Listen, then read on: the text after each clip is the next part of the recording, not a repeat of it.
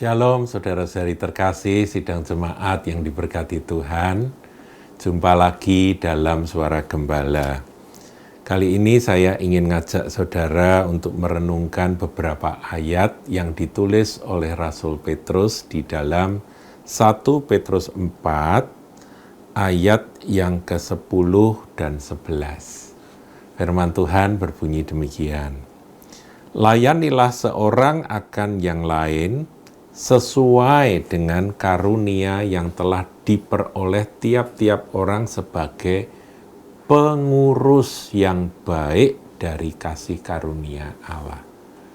Kemudian ayat 11, jika ada orang yang berbicara, baiklah ia berbicara sebagai orang yang menyampaikan firman Allah. Jika ada orang yang melayani, baiklah ia melakukannya dengan kekuatan yang dianugerahkan Allah, supaya Allah dimuliakan dalam segala sesuatu karena Yesus Kristus. Ialah yang empunya kemuliaan dan kuasa sampai selama-lamanya. Saudaraku, di dalam nasihat singkat ini, Rasul Petrus menasehati akan jemaat pada waktu itu, dan ini berlaku bagi kita, yaitu umat Tuhan di akhir zaman ini, bahwa kita ini dihimbau, didorong untuk melayani seorang akan yang lain. Nah, bagaimana sih caranya kita melayani? Ya, tentunya sesuai dengan kasih karunia, sesuai dengan karunia yang Tuhan berikan kepada kita. Karunia itu berbeda-beda, saudara. Ada orang yang diberi karunia ini, gunakan sesuai dengan karunia itu untuk melayani satu sama lain. Ini bicara tentang tubuh Kristus, ya. Kemudian Petrus memberi contoh, kalau ada yang berbicara, ya berbicaralah sebagai orang yang menyampaikan firman Tuhan dan sebagainya. Tapi sebelum itu, saudara, dikatakan bahwa kita ini harus belajar untuk menjadi pengurus dari karunia tersebut dengan bertanggung jawab. Dikatakan sesuai dengan karunia yang telah diperoleh tiap-tiap orang sebagai pengurus yang baik. Ada pengurus yang tidak baik berarti. Jadi rupanya karunia itu merupakan merupakan seperti halnya talenta, itu harus kita pergunakan.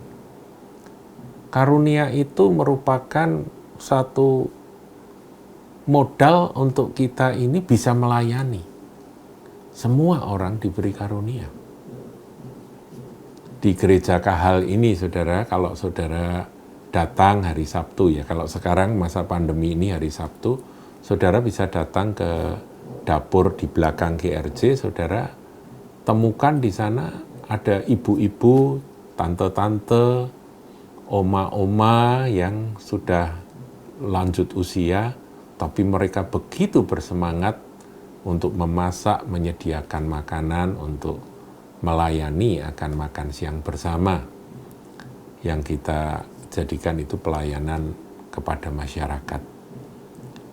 Nah, mereka itu melakukannya sebagai pengurus yang baik karena mereka mampu untuk masak-masak, untuk mempersiapkan makanan itu, untuk melayani dengan baik. Dikatakan pengurus yang baik dari kasih karunia Allah. Tuhan memberikan karunia. Anda yang bermain musik, lakukan itu sebagai pengurus yang baik dari talenta yang Tuhan sudah berikan kepada Anda. Nah, kemudian ayat 11 tadi, ya, sudah saya singgung. Kalau ada orang yang memang talentanya dia menyampaikan renungan, firman Tuhan, khotbah dan sebagainya, ya biarlah dia berbicara sebagai orang yang menyampaikan firman Allah. Memang bagiannya di sana. Jika ada orang yang melayani, melayani ini macam-macamnya banyak. Kalau di mimbar itu saudara lihat pelayanannya kan macam-macam, ya. Memang ada yang berbicara, hamba Tuhan yang berbicara. Tapi ada juga yang memimpin pujian, ada yang menopang sebagai singer. Nah, semua karunia yang diberikan harus dilakukan dengan penuh tanggung jawab.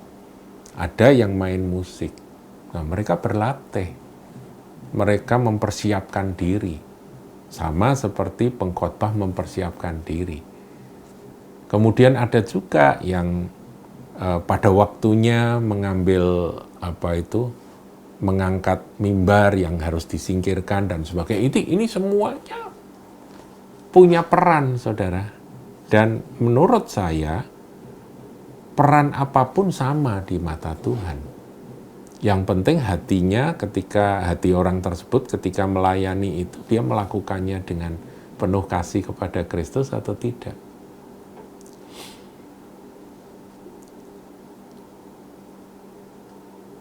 Tujuannya apa, saudara? Supaya Allah dimuliakan dalam segala sesuatu karena Yesus Kristus.